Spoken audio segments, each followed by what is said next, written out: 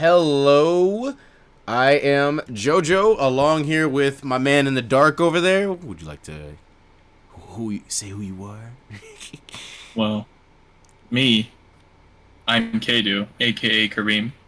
Pleasure to be here. Pleasure Let to me actually have go you. and turn on a light. Yeah, Give me a second. I was about to say, homie is in the night. Here, let me pop this out into the full screen. There we go. That's a lot better. So now it's just us two right there. But if you guys notice from last show to this show, half of us are gone. Both of them are kind of resting up right now. I had some rough days. So we might get one of them in the chat. We'll see. But if they come on and hop in the show, that'll be a special guest entrance. But, what can you do? You got so many resources available. Right. Just be here when you can. You know what I'm saying? But with that does not going to stop us from having this spicy interaction we're going to have today. And as far as the podcast, I feel like a lot of podcasts, they definitely have weekly schedules. Some even go every day, which is crazy to think about. So, but us, we want to go every week or every other week, maybe even do like a seasonal thing. Yeah. Try not to put all of our eggs in one basket. Yeah, we all have our own lives and stuff, and we're all just trying to get out there and live. Right, and then kind of dabble and see what we're trying to do. So, which kind of leads me into this topic. So when I had promoted this actual show, there was a couple people that asked me at the gym, why a podcast? What are you gonna do? What are you gonna talk about? They gave me the whole shebang, and there was somebody who automatically assumed, oh, it's just another dude starting a podcast. And I was like, well, no, we're just going to talk about current events, and we usually just talk about, anime, video game, and all that kind of culture, and then have some cool talks about it. But then it really leads me to ask, why are podcasts so controversial? So, what do you think? Why do you think they're controversial?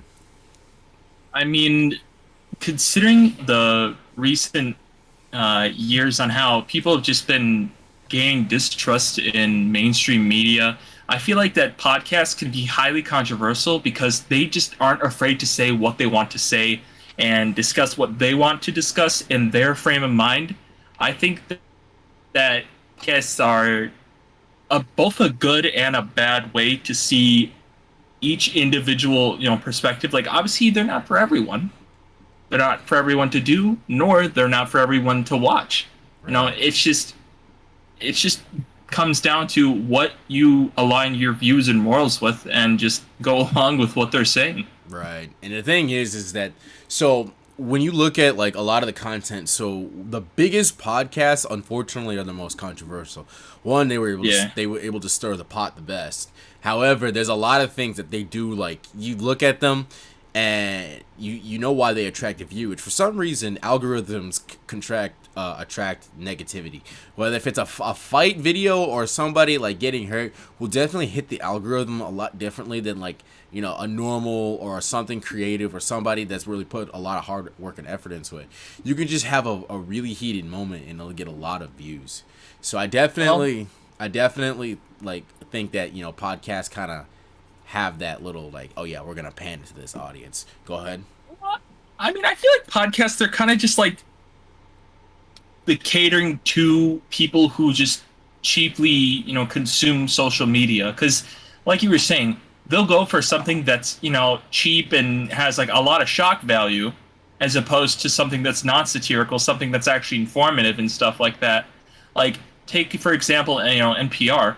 At first they started off as something that was pretty just basic, informative, nothing too flashy on the scene. But over the years, they've had to come up with competitions because podcasts have just now becoming so popular.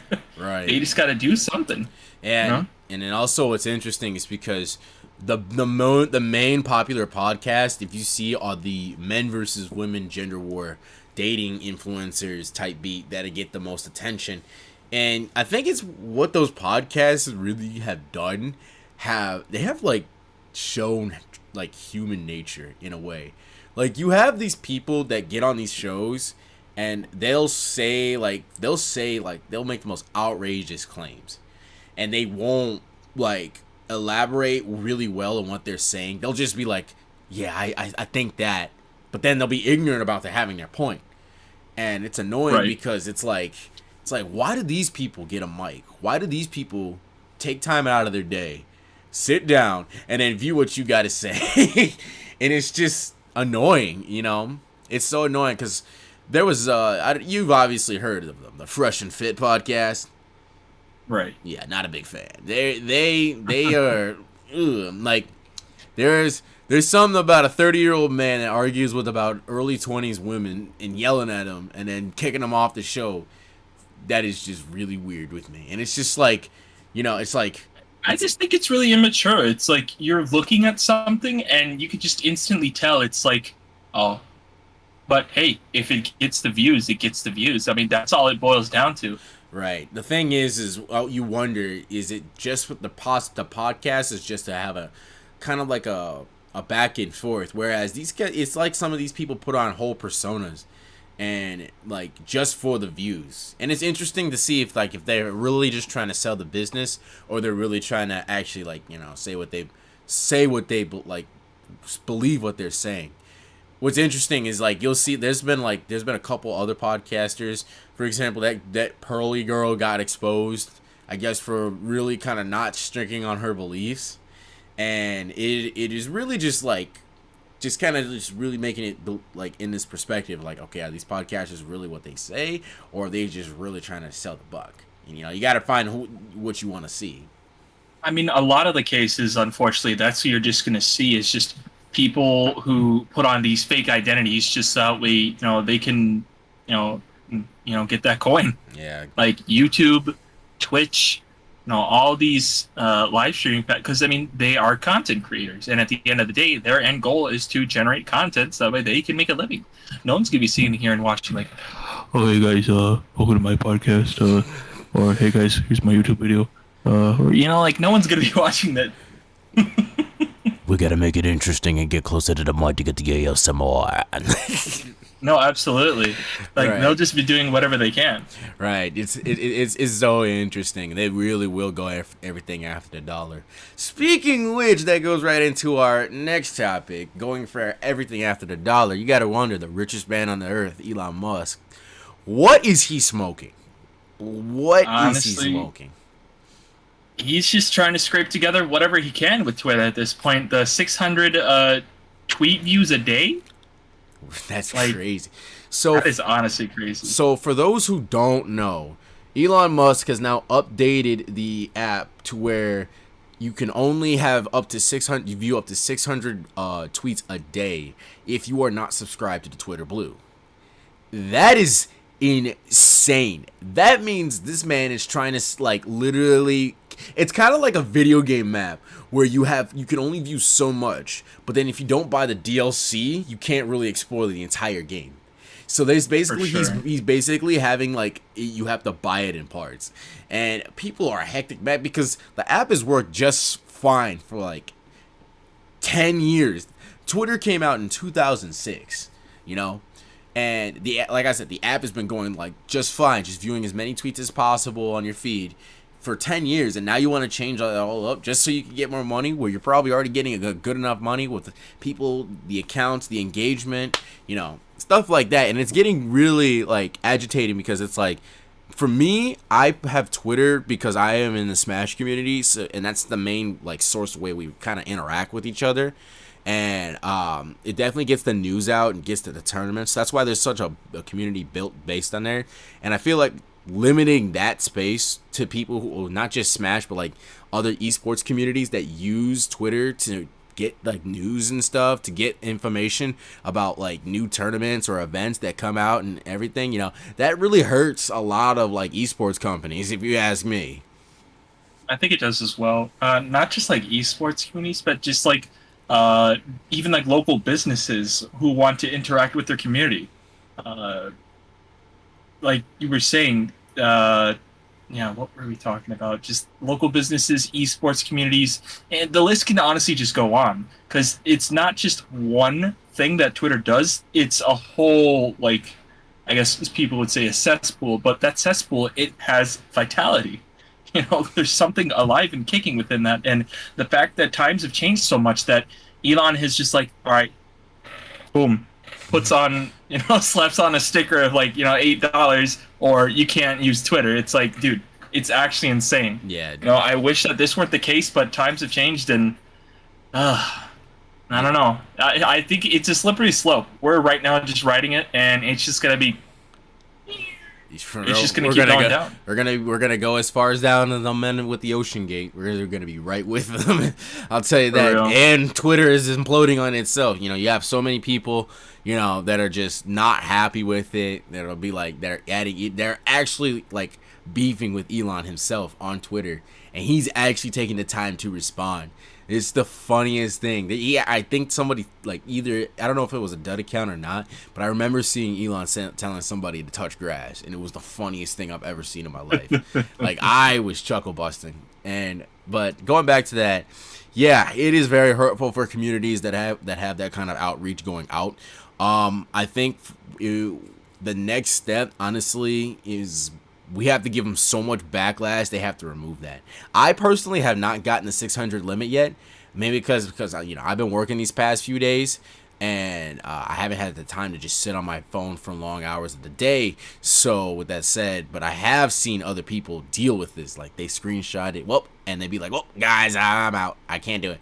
And their whole interaction is done for the day. It's crazy because you got a lot of people that spend too much time on Twitter. Now, if it was like a giant regulation of hours, then I kind of somewhat would understand. But to have it like be because you're not like paying the app to be verified. That's kind of crazy. It's like.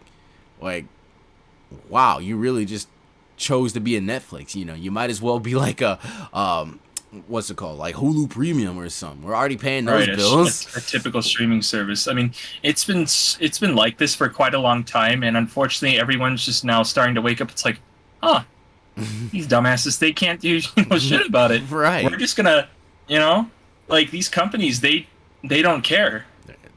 In recent years, it's been like that with Overwatch and. God, I don't even want to talk about Overwatch, but so many of these, gaming companies, they've just been following in the footsteps of Fortnite in terms of like how their business formula has just, landed them so much, success. But you can't always mimic that. And now we're just in like a current state of just, game, just kidding, money. Yeah. Money. And money.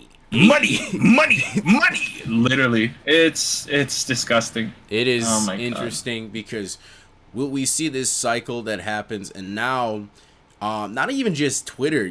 Twitch has been going kind of imploding. A couple weeks ago, they had like the ad service bomb where you can only show advertisements like that were very small scale to what the actual I think the Twitch partner. I gotta look back on it, but I know that a lot of Twitch creators were not happy about it, and that is a big one because Twitch kind of evolved the game of a lot of esports and everything, because live streaming, there's so many live streaming, like that's like Twitch has kind of had a hand and made what gaming is today. And now it's like you get professional companies that live stream events on Twitch so they can get it, but then they run ads.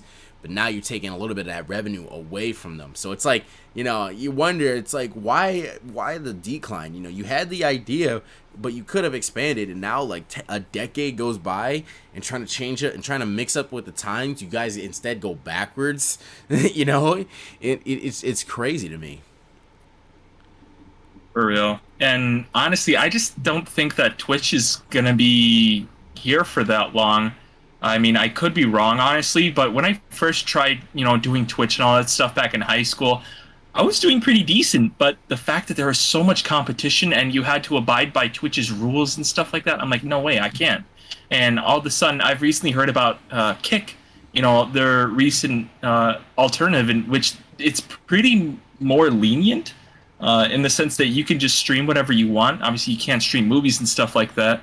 I think XQC recently got struck down for that on Kick, but I think that Kick, it could be a very promising platform, and I might give stuff a shot, if it goes around that way. Yeah, from what I've seen with Kick, it definitely is like I believe. What's the split revenue? Is it 50-50, 70? What was it? I know it was a lot more than Let's give a I think, yeah.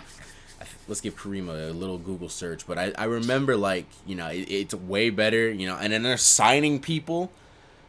What's that surprise face? What's the split? So I'm reading here on Wikipedia, it's 95 to the streamer, 5 to the platform, but I don't think that's really. Let's How see is that here. possible? That So according to Fortune, the website, it's saying that Twitch is now 50-50. But wow, as of December 6th of last year, the Kick is reportedly taking 5% cut with 95% revenue going to the streamer. That's that is, insane. That's insane. dude. If you actually are This making is multiple news sources: VentureBeat, Gamer, Sportskeeda. Like, wow. that I think actually, Kick might be the way to go, fellas. so that actually is kind of crazy. Now that does, like, when you look at it, it kind of does is like 95% to me and 5% to you. What are you cooking? And what's interesting is because there's actually like they are signing, big Twitch platformers to their platform with like $1 million. And it's like, damn, you're giving these people and you're giving them 95% of viewage. Like that's crazy. Like I mean, I don't know how Twitches work, but is there anything that says like it's a view per like dollar or like something like that where it's like, Let's take a look at what Sportskeeda has to say. So YouTube gives reportedly 70-30 split, Twitch 50-50, Kick 95-5. It's a lucrative opportunity for creators despite controversies, and streamers like Myth publicly endorsing their sub splits. Interesting. that's very interesting indeed. Revenue from subscribers, okay, is crucial for streamers who have not grown enough to sustain content creation with ad revenue alone. So let's see what it's talking about. So it's 95-5 split in revenue generation from subscribers specifically. Okay, subscribers. So view count is a lot different, maybe. Yeah, most definitely. So and then that right there, that's because subscribers you're gonna keep having them, you know. Right. That means those creators are making a lot of money. that is actually pretty interesting. That's very eye inducing. Now, if we ever get right to it, definitely gaming for long hours. That's you want to make livable wages off of what you like to do, and being able to Honestly. you don't like people like Pokimane and Ninja. Those guys get like how many like 5,000-6,000, maybe even 7,000 like a night, maybe even more than that. Like Kai Cenat gets like over 40,000 a night. Like I kid you not, that man is just chilling. Just get on stream, chat. Everyone's gonna come in and watch him stream. It's crazy, and I feel like what's interesting about it is because like that kind of power is like different now, because if you look at Twitch, okay, now take what Kai Cenat is doing with Twitch and move it to Kick, and 40,000 like that just consistently. Oh my god! If what they're go ahead. I think Speed would do the same thing with Kai. Yeah, I mean, why wouldn't you? Like and obviously you see like this stuff just kind of going in. It's crazy because I feel like this year is the year of competitions, whereas not only just like Kick is gonna be trying to like compete with Twitch, we also have another competition, but this time for Twitter, which I just downloaded. This leads us into our next one. We've got Instagram Threads, and for those, Instagram Threads is partnered by Instagram itself, founded by Mark Zuckerberg, and it's basically like Reddit and Twitter mixed together. It looks like the interface is like Reddit kind of, but it is like more like Twitter, and it has like the Instagram. You have everybody who you have from Instagram, so it's very interesting to see because it is really just like Twitter 2.0. But I think one thing that is interesting you got to look at is how is it going to be a competitor when it copied the formula. What do you think? And I think it's currently also under fire for allegations and stuff like that. You've been hearing like rumors about how Elon Musk and Mark Zuckerberg are gonna have a fight at the Roman Coliseum. Like literally, Rome would said they would legit rent it out to see those guys fight there, like in person. But I guess we're just gonna have to postpone that because they're currently actually fighting, legality before physicality. Yeah, that's very interesting you said that, because I think Mark Zuckerberg is actually a fighter. Like, I think he actually like trains to fight. I'm pretty sure I watched a video from Jamari that Mark Zuckerberg trains like actually fighting. So if that's actually gonna go down, that might be a wash. I'm not even gonna lie to you. Oh my god. I don't know. I mean, we'll see. I mean, Elon, he might just pull up with the Iron Man suit and he might just wash Mark, that honestly would be crazy. If I wouldn't even be surprised if he just took a Tesla and it turned into like the Iron Giant and he just was like yeah, he just pulls up like hey, fucking Zuckerberg's in a no. If Elon Musk pulls up in the Iron Giant, bro, Mark Zuckerberg gonna pull out the metaverse on him. He said, I'm going to take you to a whole nother world. He just opens up like a portal. It's gonna be like that Fairly Odd Parents episode where Timmy just jumps in the television. Oh hell no! They fight in there. Mark Zuckerberg in the own metaverse, bro's gonna control reality as he speaks. He's gonna be like, "This is how you lose." That's crazy. Just being able to that would be top 10 anime fights. Oh my god. That'd go dummy for sure. Dude, I would actually, I would make tickets to go fly out and see that. Definitely. No, for sure. Like if this was like a real thing, I'm there, bro. I'm there too. I'm there. I'm side betting. That's what I'm doing. I'm getting so big. When I'm at Smash Bros tournaments, I'd be side betting. I'd be like, give me your money. Let's run it. Give me your money. That's what makes the crowd experience the best part about it. So, but for sure. That'd be insane. But it's just really interesting because now we've seen both Twitter and Twitch were both birthed at like the same time, and both of these apps have stood the test from those times and have evolved into some of the biggest platforms you have to now. But now having like these new call-ups, but like I think what's interesting about them with the between the two is that Threads is another feature from Instagram's, whereas Kick it's its own original streaming platform. Although it is a streaming, it's its own original thing. So I think having those creator endorsements is very much interesting into it. I honestly think this might be the takeover of Kick, and it is looking like Kick favored. If they can kick it into high gear, it's gonna be hard for Twitch to catch up. So for sure. I'm actually on Instagram right now and I'm trying to find Threads. So maybe I didn't update it. So what you do is what I did is I went to my profile and then I see it. Yeah, there's like Threads. You open Threads, up, okay. So here, for anyone who doesn't know, it's right there. Threads. My camera is not really. I see it. Yeah, it's the second item. One. And basically, you just open up Threads and you start from there. You go. Oh, it's a whole new app. Oh, yeah. I thought it was like a little section off of Instagram. Okay, now this changes everything. What the hell? Yeah, and then I downloaded it. I got started with it. I was able to instantly follow, and a lot of people who I followed me back instantly. So, and there's already people posting a lot of stuff. It almost looks like the app is already getting up there. And King Vader already has like 58 something thousand.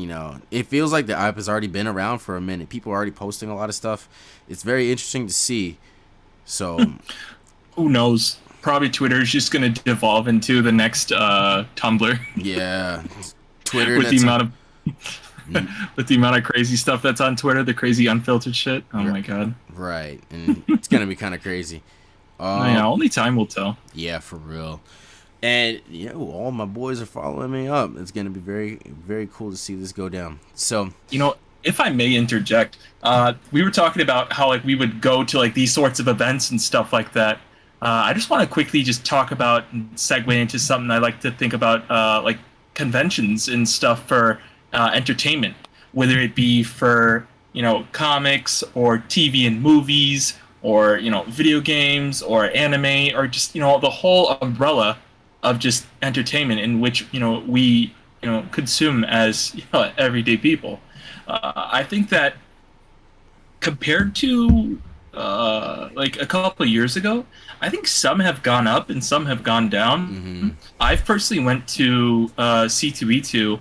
I was. Like I don't know if it was because of the pandemic that just made things a little bit worse, but I think that conventions they have such good opportunities to grow, and if they were able to just expand their horizons, I think that they could be you know what am I trying to say? I think that they could just be greatly improved upon. Not just have like vendors and stuff like that, and maybe make it a little bit more interactive. We recently went to Anime Central over in Rosemont. That was a great 3 day convention. That was insane. Honestly, despite it being local though, and less big than C2E2, Chicago Comic and Entertainment Expo, I think that it just boils down to the conventions that you go to. There's so many that I have on my radar and that I want all of us in our friend group to go to, but I just don't know what would be the best. Or if anyone has any input based on your experiences, what would you say is the best? Because some conventions are good for quality while others are good for quantity. So those have just been like my points on that. I know you, Jojo, you guys don't really have much, experience when it comes to that. Maybe when it comes to more like Smash related conventions, I feel like you would have the upper hand on that. What would you say? So when my first ever convention was C2E2, it was way back, the one right before the pandemic swooped in and came and shut everything down. But it was really fun. I really liked it. Then I went back this past year, and then obviously I went to ASIN with you, and that was kind of fun. I think what it is like the differences in that, and also I went to Big House 10. That was a Super Smash Bros. Major.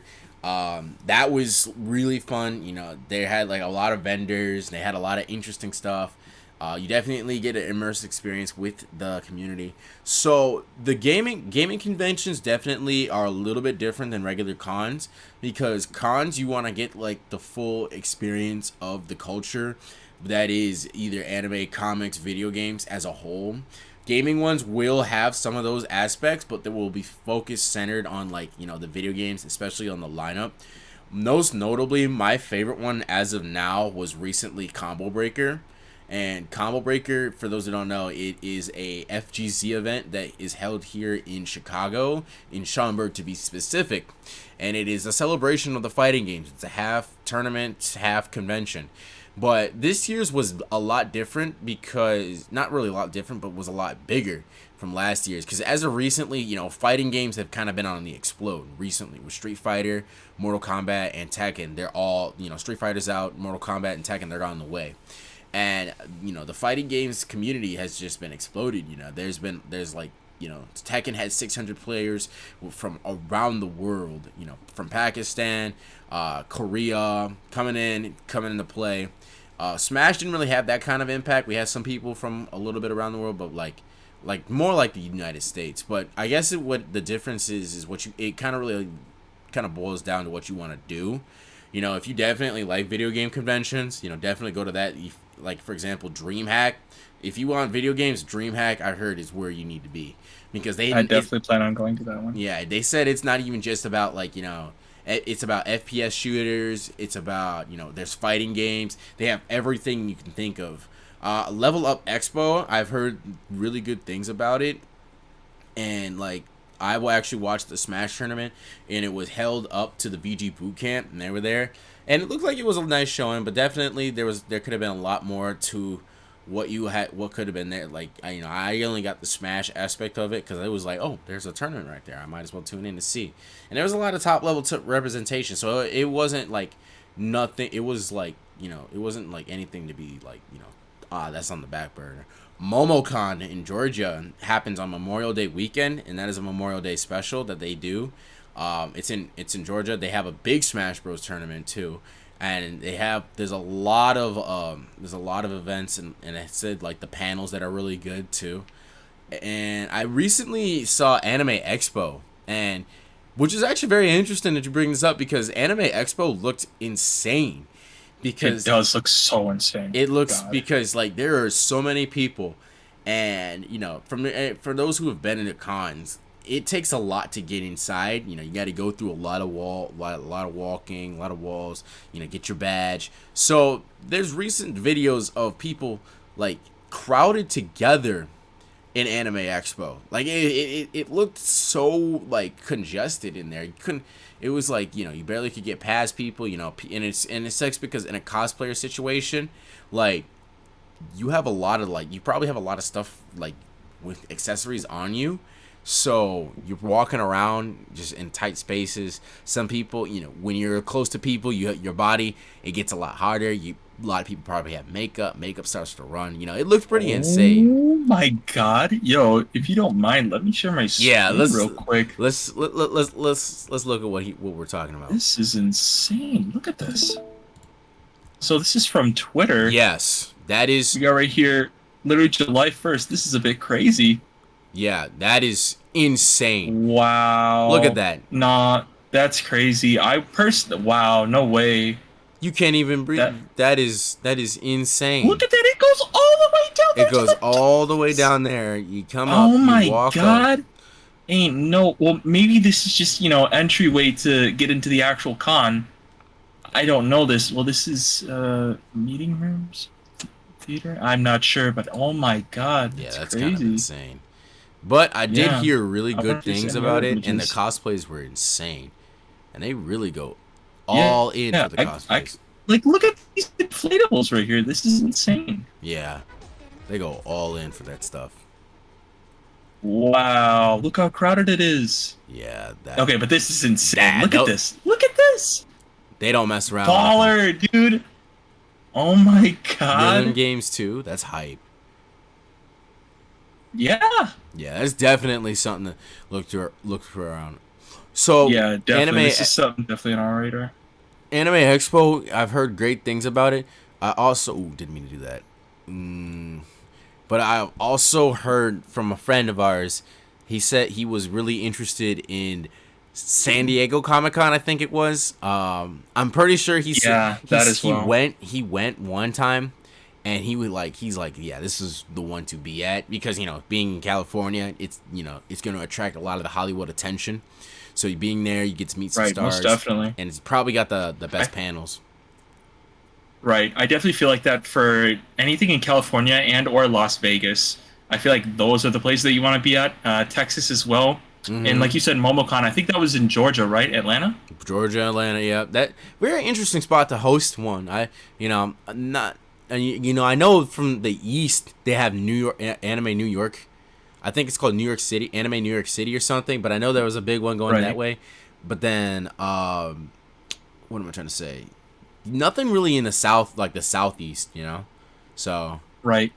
So DreamHack so there's DreamHack in San Diego, where else? DreamHack San Diego, Dallas. Yeah, Dallas. I was gonna think San Antonio. I'm like, no. But in Atlanta. And yeah, there's actually one in Atlanta too. There's a lot of I know from the inside because I talked to some of Georgia Smash players and they go to that. That's that and MomoCon. They usually like to have it there. So it's very fun to see and I think probably there's gonna be some more. Anime has really kind of sprouted, popped off, and not even just anime, fiction alone. Fiction has just kind of taken the hold of a lot of people, kind of brought together a community. And it was interesting is because people like me, we used to grow up loving anime and stuff, and it wasn't really the spotlight of things, but now for some reason it is. But with so many mediums of fiction, you gotta understand there's only a few that kind of contend to be the best.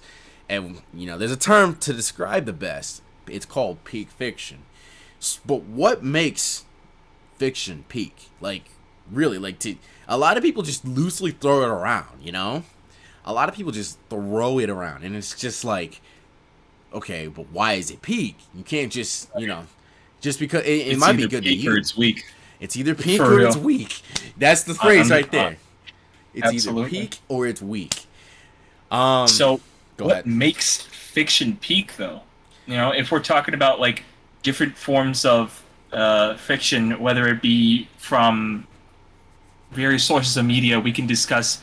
There's literature, like say the Percy Jackson series, or gaming, like is Super Mario good, or what about Resident Evil? What makes fiction so good?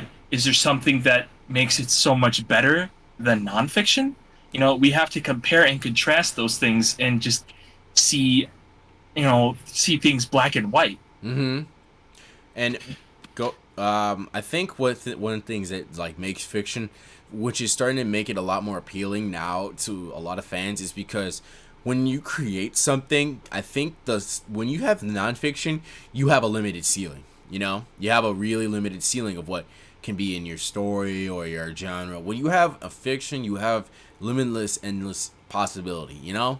I personally want to go into fictional writing. That's something I kind of want to be a part of, and being able to have like just kind of a universe at your fingertips, whether if you type it, whether if you write it, whether if you draw it, or whether if you video record it. It's just there. You are able to kind of Yeah. showcase something, not even just what you see, like I guess like how you see the world and how you see a world or imagine something. So I think it's very interesting to like have fiction as a whole. And when we say like peak, it's like the best of the best. And I think when I say like most of the terms when peak fiction is kind of described, it's more terms of like television and movies. I think peak gaming is definitely another term for it, which is funny. This is definitely not an era where we could say peak gaming. All right. Definitely not. No, peak gaming. That's a topic for another day. Peak. When was the Oh, best era? most definitely. But for now, peak fiction. I think honestly. So I described this the other day. So the way. So it kind of goes to say, okay, so why is manga kicking the crap out of comics right now? Why is that happening? Manga is kicking the crap out of comics is because they're creating more original stories. Right. Whereas And comics have just been getting really lazy. comics have been getting lazy, and the thing is that I feel like when you see something that has already been iterated in probably the best iterations possible, people are gonna want something new. I feel like I can't tell you how many times I've seen Spider-Man redone, reborn, but the thing is like it's hard to reconstruct something that's been so original for the first time. I bet people in the 60s didn't really know the magic of Spider-Man when it really came to be. They just saw a guy in a spider suit. But when you read his story, he's like, oh, damn, he could have saved his uncle. Or he could have prevented his uncle being killed. And he definitely feels that guilt. And it's really compelling as to why he became a superhero.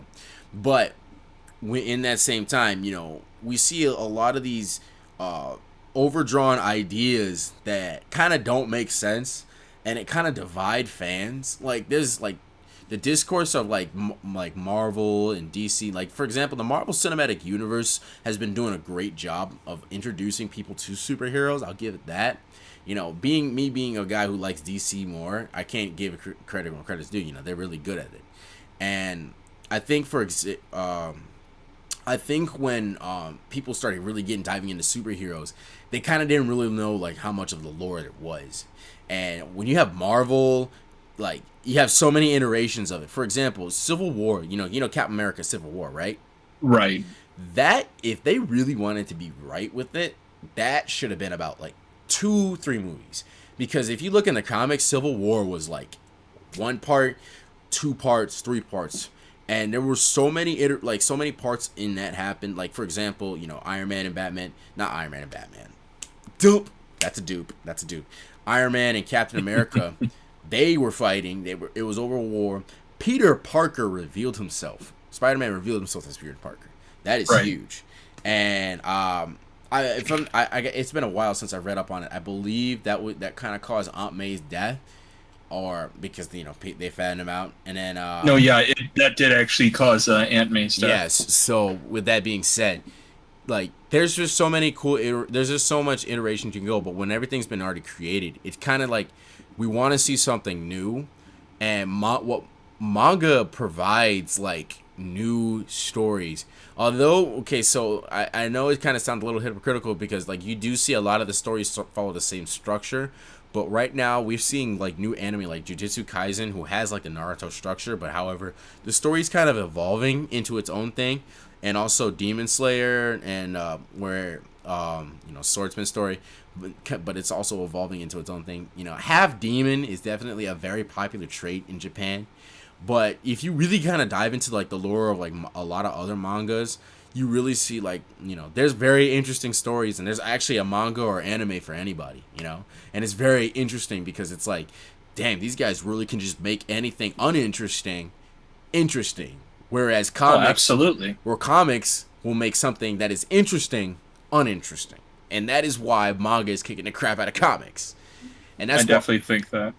And that's why a lot of people are starting to say that manga and anime are peak, is because they are able to immerse themselves in the story, whereas you kind of draw out a lot of the story from comics. So, because it's highlighting just one specific aspect, as opposed to taking with anime, you take all these various aspects and things that we're familiar with and just basically eccentrize them into something that we are familiar with, yet can just immerse ourselves into. Right. It's basically taking whatever you can in the kitchen and just cooking something up, and you already know it's going to be fire. So just get cooking. Just get cooking, indeed. And I think one very interesting thing I've heard is like, I feel like a lot of there was a video, if you guys don't know, his name is the Literature Devil. And he is online, and he explains a lot of stuff as like manga versus comics. And one of the biggest parts is like, it feels like a lot of comics now get really political and overly political. And the thing is, so my thing about that is I feel like if the story is political, say for example, the DC, if you ever watched the Justice League, there was a Justice Lords arc where it was a multiversal universe where Superman decides to kill Lex Luthor, and he attains the power of the world at the hand of the Justice League. So basically the Justice League is like the overlords of the world. They kind of have to follow everything they do, and the crime is a lot stricter. Right. So that is a political story because you're talking about having control over governments, over people, and I feel like stories like that have the real message there, where we see a totalitarian government, and I feel like if you are debatably a dictatorship, and even we've had like people like Green Arrow and Wonder Woman eventually starting to like come to their senses, be like, oh my god, look what we've become. Or it honestly just pits these superheroes against each other, like the once well-known Justice League. And even I think Batman, he was one of the first people to actually leave it, because he's the one who not only doesn't really have any superpowers, but just actually has the most brains of the group. Yeah, and Batman multiple iterations has like plans to see if the Justice League gets out of hand to stop him. Yeah, and that's I the love thing. That. That's the funniest thing. So, but what's interesting is going back to that, stories about politics. If the politics is about the story, then that it can make it work. What he's saying is he feels like superhero stories now are about superhero stories, but then they get randomly political out of nowhere, and then don't really entice and push the narrative. And I can see why that makes sense, because I personally haven't read a couple comics. I've been more on the manga side. But I've seen it in some of the CW television shows where they'll push, like a lot of like a political agenda, and you can definitely see, they're more towards the left side, and it's cool.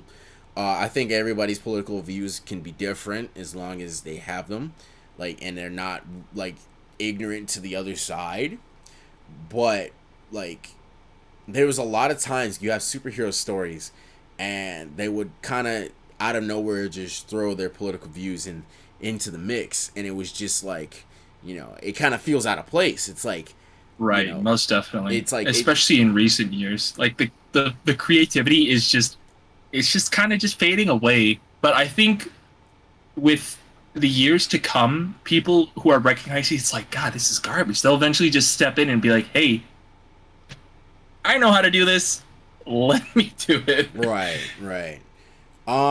So with that being said, there one big discourse in like comics and like superhero television shows has been a big part of like representation.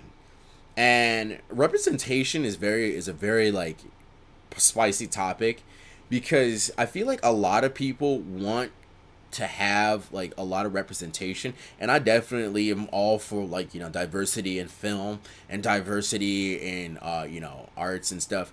And especially because like when you see like characters that are of different cultures, it makes you resonate with them. But I feel like it kind of gets into the mix of like separating the character from their culture and making the character their own, and making that character really as relatable as possible. I feel like with representation, it's really risky nowadays, just because I feel like everybody's kind of looking for, okay, did they do it right though? But did they do it right though?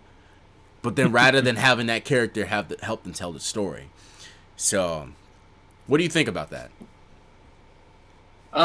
I think that uh, I was actually taking a look at chat here. I was opening up chat. Uh, we're talking about the like how politics are just being blatantly put into it, and it just completely strips the show of any identity that it once had. If Mm-hmm. I'm just trying to get that, I'm trying to just recap. I'm Yeah. just trying to keep up with chat. I completely forgot to open that up and see if we got any watching. I don't think anybody today, but that's all right. But I think that with politics and comics and TV, it's just when it comes to the media, it's becoming more and more apparent on how individualistic it is, and that how its influence is resulting in us as a community, and like not a community, but as a country, just becoming way more divided. I just don't think that it's good to have blatant, political propaganda, or just see the original intent was it for it to be subliminal messaging. Yeah, it's not even the case anymore. Even in just like the most simple, lighthearted forms of media, it's just influencing, our youth to think one way or the other. Yeah. And it's like, damn, what happened to like, a peak example, Velma. They are Yeah. lit- they are literally just like, we give up. We're just gonna meme the hell out of Scooby Doo. Actually, screw that. Get rid of Scooby Doo. This show is about Velma, and they just ruined it. Oh, Yeah, and then what's interesting when you say that, Scooby Doo actually original message. There's a lot of original messages that come with it, but one of the main takeaways is, although you don't have characters of different cultures, you do have characters of different background. Fred is a jock, Daphne's like a pretty girl, Velma is a bookworm nerd, and Shaggy is a hippie. And those are very four different people that come together and have a good time and solve mysteries. I feel like one of the things is that it's not about like the messages that you like. A lot of times we see in the shows, it's about the most of the times it's about the message that they want to convey about their ideology, rather than having a universal message as a whole. And that's most why a definitely. lot of like older stuff have better content. Like for example, you go back and watch stuff like Batman the animated series, and you're like, how is this well written? You have episodes that deal with trauma, episodes that deal with hallucination, episodes that don't feel like you're not dealing with enough, and those are very human like core beliefs, and that everybody has felt with once at a time. It's not about what you see versus what's right and what's wrong. It's about what's universally what makes you human, and it teaches you lessons about life. And I feel like those are the shows that have the best weight, just because people are gonna look back and be like, "Oh yeah, I remember that," and anybody can, no matter how different or how the same you are. So Right, most definitely. Because a lot of shows, they'll they'll try and put stuff right in front of you, when in reality you just have to sometimes not even read in between the lines, because the show is well written and structured that reading in between the lines is just right there. It just comes naturally. You Right. can see what message they're putting there without even have to, because it's just there. That's the show. Yeah, and then it does very good job of like having those messages. So going back to the main topic, what is peak fiction? I think peak fiction is definitely something where it has like some relation to like some I don't know how to say this. Peak fiction is has something anybody can or everyone can relate to at some point in like the medium. And I feel like a lot of times like people kind of just overlook and we'll see like, okay, so who is this show's intended audience for? But mainly when you get right down to it, they'll tell a story and a lot of people can view it because like, at the end of the day, it's for anybody that is likes the story. So when you have people that get hooked on the story alone, I think that kind of counts because a story is obviously going to keep you from start to finish. It's like, okay, so this really is interesting. Let's see what episode 2. Oh, fucking Mario is now at the castle. This is actually really interesting. Peak fiction is really kind of hard to just kind of throw out because there's so many layers into going what you think is peak. Personally, I like action. I'm a big fan of action cartoons or action anime. I love, characters that really rise, but I mostly love is a well-written story. And I like beautiful stories that end like the beautiful story that doesn't have to always mean happy, just kind of have that impact on you. You know what I'm saying? Being able to kind of have the big takeaway and the message there. So, and I'll give some examples. Spider-Man, both into and across the Spider-Verse, peak fiction. Um, those are my favorite animated movies from of all time at the moment right now. JoJo's Bizarre Adventure, peak fiction. You're not gonna get me off that hill right now. I think JoJo's is amazing. For what it does as an anime. And American shows, Avatar: The Last Airbender. I really, really, really like this one show. It used to come back on back on the day. It was called Resurrection. It was about a show where people that would just that would die, that would be dead, but they would come back as like new as purpose, like new, like they never died. And it was interesting to see, is because it's like, and it's like really powerful messaging. And I'm really not the one to watch like dramas, but that definitely was like, this is a good show. So. What would you think? For me, despite having the most recent, poor history with Marvel, in the sense that I think, what do you call it, like Marvel Chapter 4? Mm-hmm. Like after Infinity War, things have just been going downhill in terms of the quality of their content. Right. I think that Guardians of the Galaxy series, especially the most recent entry, Guardians of the Galaxy 3, that is peak fiction. I also think that just Spider-Man as a series is peak fiction. You can't really go wrong with anything Spider-Man wise. Batman as well, that's up there. What else is a really good one? Peak fiction. I'm honestly gonna go with The Legend of Zelda. The Legend of Zelda is a really good would I even say story? Because it branches off into so many different iterations, and just the plot, it just goes everywhere, but it somehow manages to connect itself back to here and now. Yeah, and yeah, go ahead. It's just a classic, I think that's really good. Yeah, and the Legend of Zelda series, I think if it was a movie, it could work really well. They're obviously going to be like, oh, we got a Legend of Zelda movie in the making because they're making a Super Mario movie.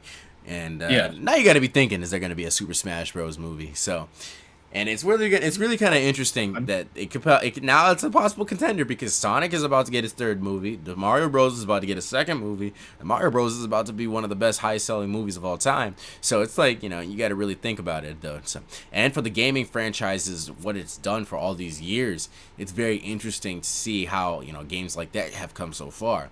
But which brings me into the next topic.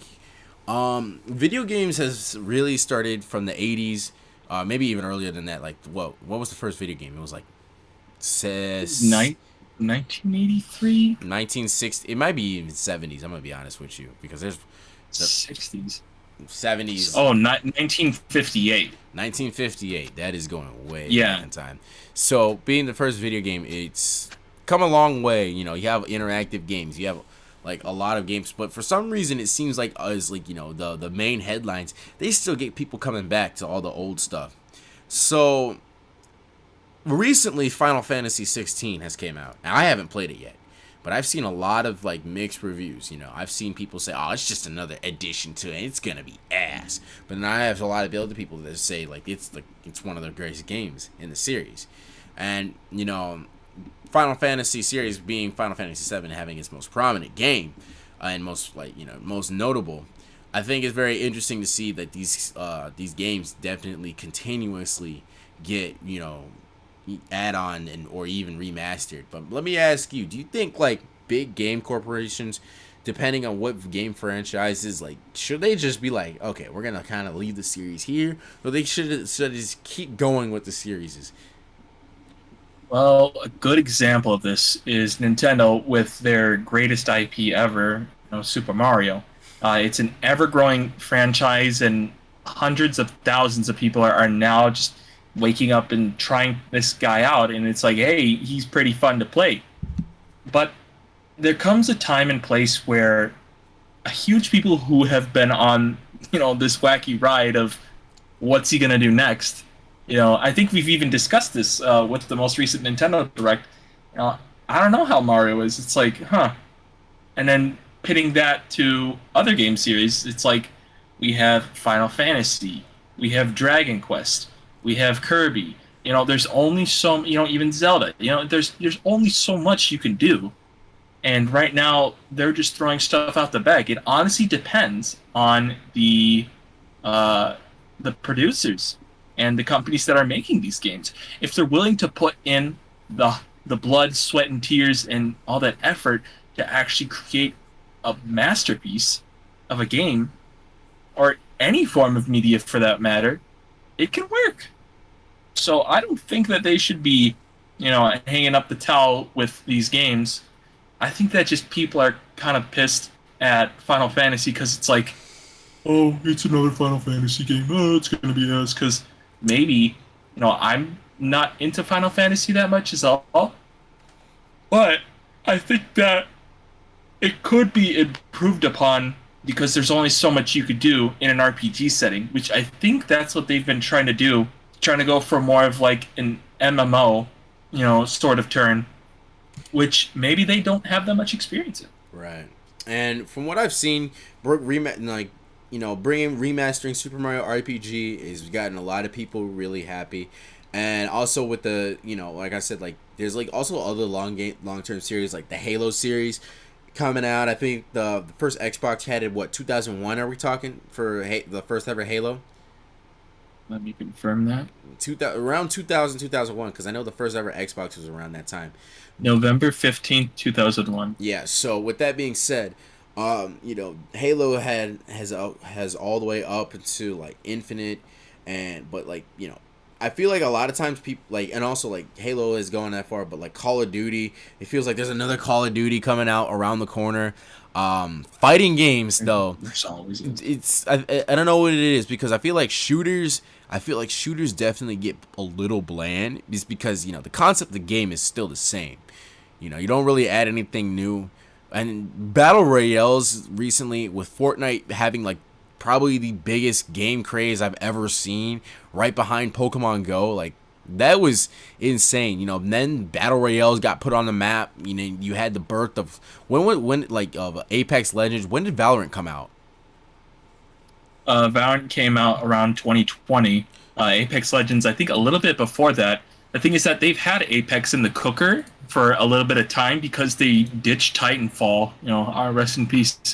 But it's, yeah, I think that's around the time, because they're just trying to, like I was saying before in an earlier segment, it's like, hey, what's the cheapest and quickest way to get money as a gaming industry? Quantity over quality. Lock content behind microtransactions. Oh, but it's free to play though.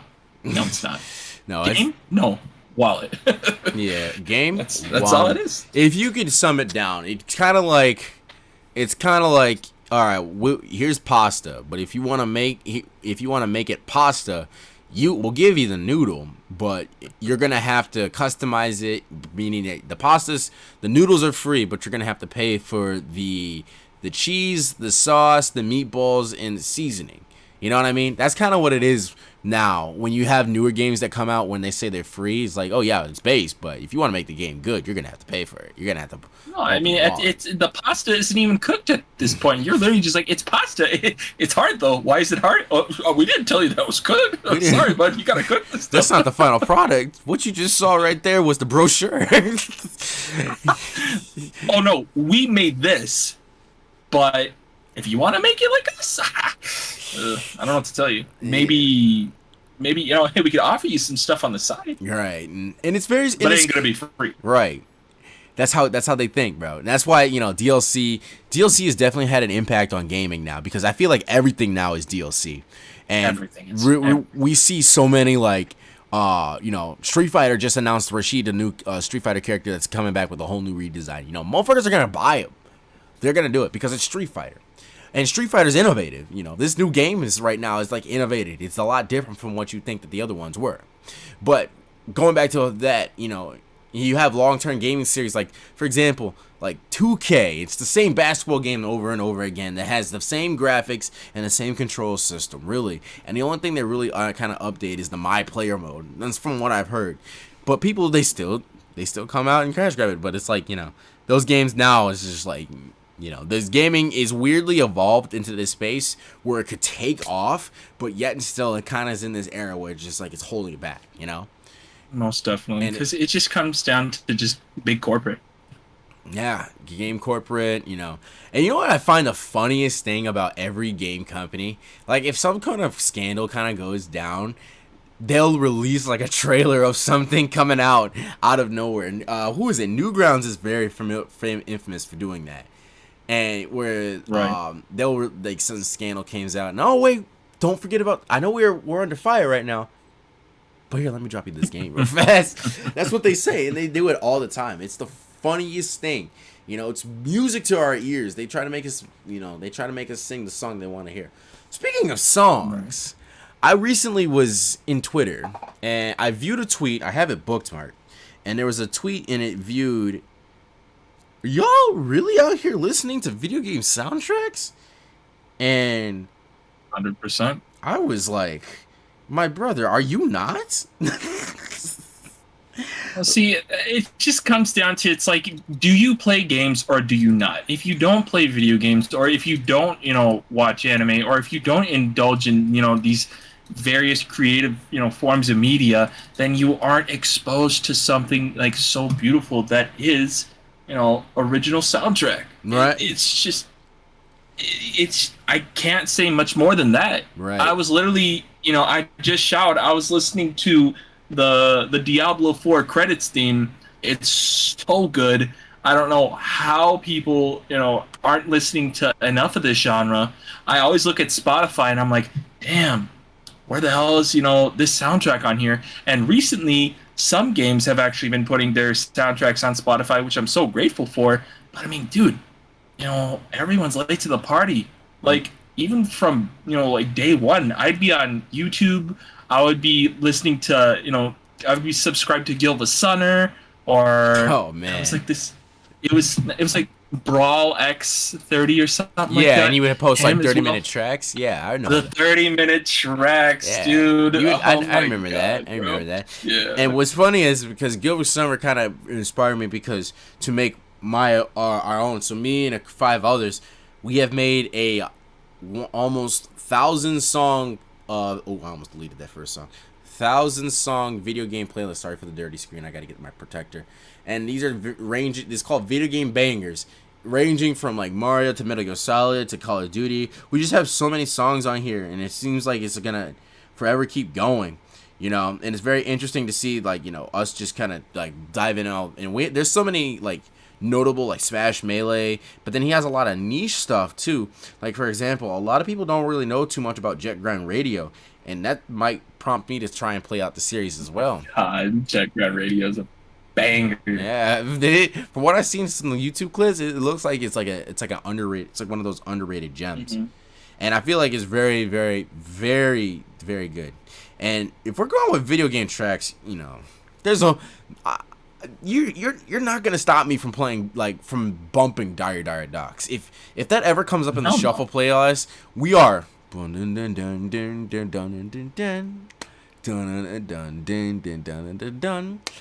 I will do that, dude. You know, next week I'm going to Chicago for my birthday, bro.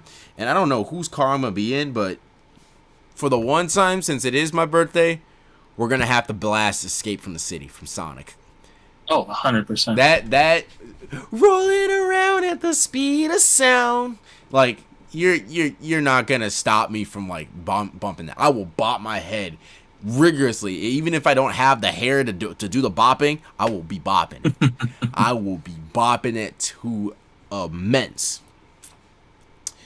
But yeah, video game music is very fun to listen to. I feel like, you know, people kind of, because like music is, when you think of music, you think of what's on the radio and what's on Spotify and what the general masses are listening to. Right. But that's not all that it is. You Right. know, there's a whole nother just dimension of music that people are so blind to. And it's like, dude, like when I like throughout growing up, I've always like listened to like B96, you know, on the bus on the way to school. And then it's just like, all right, yeah, some of this stuff is heat, but it's like, what about my own shit? You know?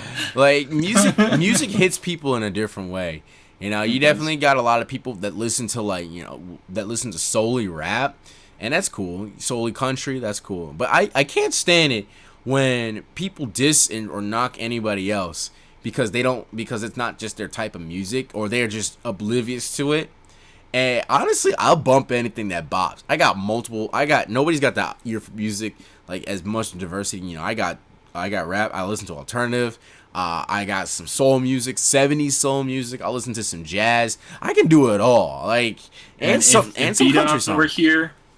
If Beaton were here, he would. Oh my God, he would have his 2 cents. Even 5, honestly, he'd have his 5 cents worth on this input. Yeah, but homie, I saving his 2 cents for tonight. You know, I think he. For sure. I don't know where he at, but I hope he's all right. But yeah, Bob video game music, guys, bro. You guys, if you guys start getting into it, there's a lot of good tracks that can go into it, and when it definitely is most cool is like when you play the game that comes into it, it is really sound and really really clever, and then you get to like kind of replay the moments that kind of go with it. So, and I really really like recommend it. It's don't feel if someone ever makes fun of you for like doing it. Just turn up the music. That's all I can say. Turn up Honestly, the music. Yeah. That's the best scenario. Listen to what you want to listen to, and if anyone's got hate to say about it, turn the music up. That's all. To drown them out. Just tell them to eat a cheeseburger, bro. That's it. Tell them to eat a cheeseburger. That's it. God. Hey, well, with that, we're cutting almost into 100 minutes of streaming, so that's over an hour 30. So thank you guys so much for watching. I hope you guys enjoyed this podcast. We'll definitely be back next week with plenty more topics covering from anime, gaming, comics, and various other forms of media. I'm Kadu, aka Karim, and I am JoJo. It's reverse on this screen right now, but you had the right idea. Thank you for the segue. Right. Yep. Yeah, you're over here. My fault. Yeah, it's weird. So, hey, thank you guys so much. Yeah, thank you guys so much. Tune in for next week. You might see some of these clips on TikTok because we had some cool conversation, and that's the way to go. So, stay safe, take care, have a thrilling Thursday night.